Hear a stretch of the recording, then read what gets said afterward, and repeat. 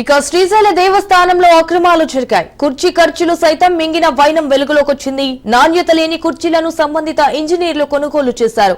అయితే దీంతో contract ఏఈపై EO Srinivasa చర్యలు తీసుకున్నారు.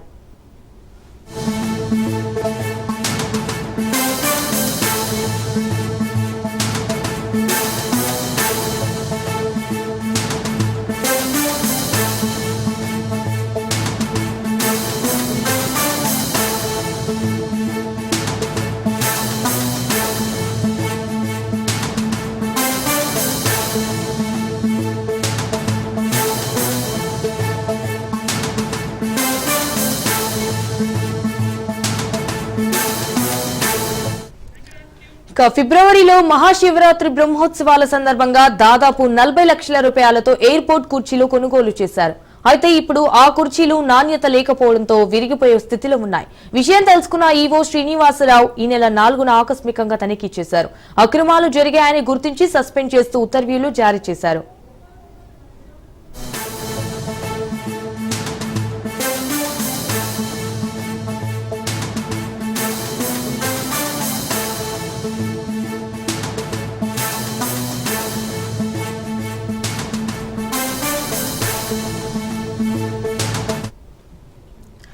దీనిపై మరిన్ని అప్డేట్స్ మా ప్రతినిధి మధు ఫోన్ ఇన్ ద్వారా అందిస్తారు. మధు, చెప్పండి, ఇటు శ్రీశైల దేవస్థానంలో అయితే అక్రమాలు జరిగాయన్నట్టుగా తెలుస్తోంది. సో కుర్చీ ఖర్చులు సైతం మింగిన వైనం వెలుగులోకి వచ్చింది.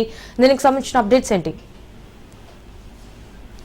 శ్రీశైల దేవస్థానంలో కుర్చీలో అవినీతి జరిగిందంటే కూడా పూర్తిగా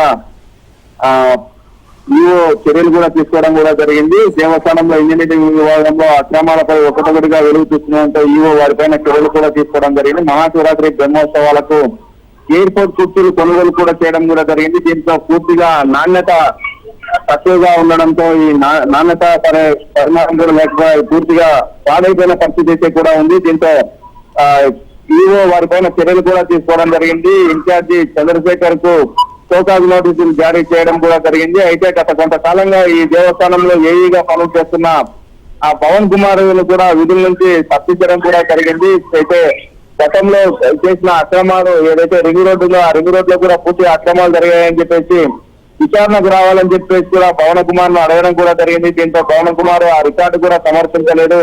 దీంతో పూర్తిగా ఈ పవన్ కుమార్ పైన విమర్శలు వెల్లువెత్తున్న పరిస్థితి అయితే నెలకొంది. పవన్ కుమార్ చేసిన వర్కుల పైన కూడా పూర్తిగా విచారణ జరుగుతుంది. Right Madhu, thank you for the updates.